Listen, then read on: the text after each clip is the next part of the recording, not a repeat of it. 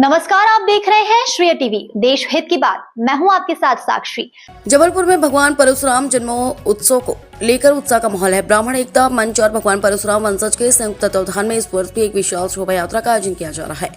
18 अप्रैल को निकलने वाली इस शोभा यात्रा में हजारों की संख्या में श्रद्धालु शामिल होंगे। जबलपुर की सड़कों पर एक बार फिर भक्ति और एकता का अनूठा संगम देखने को मिलेगा। आगामी 18 अप्रैल से शनिवार को भगवान परशुराम जन्मोत्सव की पूर्व संध्या पर शहर में एक विशाल शोभा यात्रा निकाली जाएगी। यह यात्रा मालवीय चौक से प्रारंभ होकर सतना बिल्डिंग, लाडगंज, घमंडी चौक, बड़ा फुहारा और कमानिया गेट होते हुए कोतवाली थाने के सामने संपन्न होगी। आयोजकों के अनुसार इस बार शोभा यात्रा में 20 आकर्षक झांकियां और 51 प्रतीकात्मक फरसे आकर्षण का मुख्य केंद्र होंगे। इतना ही नहीं, वेद पाठी ब्राह्मणों के साथ घोड़े, बग्घियां और बैलगाड़ी पर सवार भगवान परशुराम जी की प्रतिमा श्रद्धालुओं के लिए श्रद्धा का केंद्र बनेगी। भगवान परशुराम संगठन अध्यक्ष जबलपुर से श्रेय टीवी रिपोर्टर बीएल रजक की रिपोर्ट।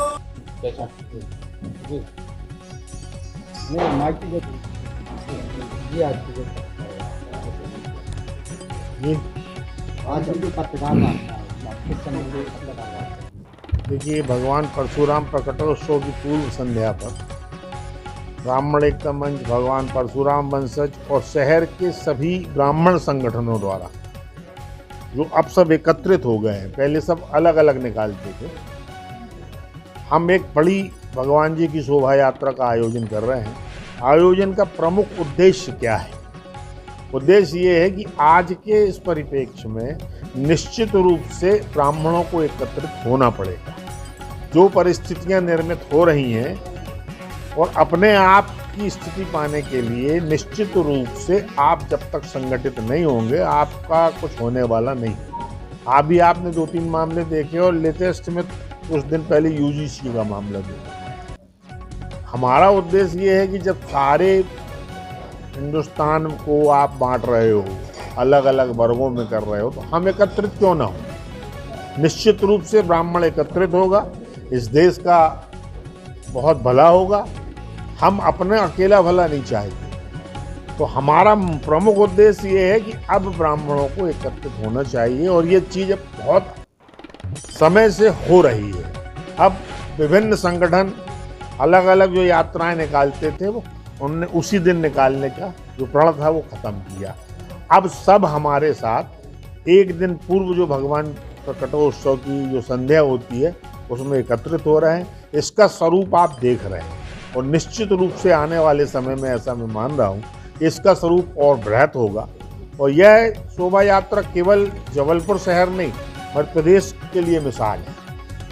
इन्हीं सब उद्देश्यों को लेके हम निश्चित रूप से शोभा यात्रा का आयोजन कर रहे हैं। इसमें हमारे परिवारों को भी हम एकत्रित कर रहे हैं, हमारे बच्चों को संस्कार मिल रहे हैं। जो चीज़ें हमसे हटती जा रही थी, हमारा मूल उद्देश्य उन पर पुनः वापस आना है।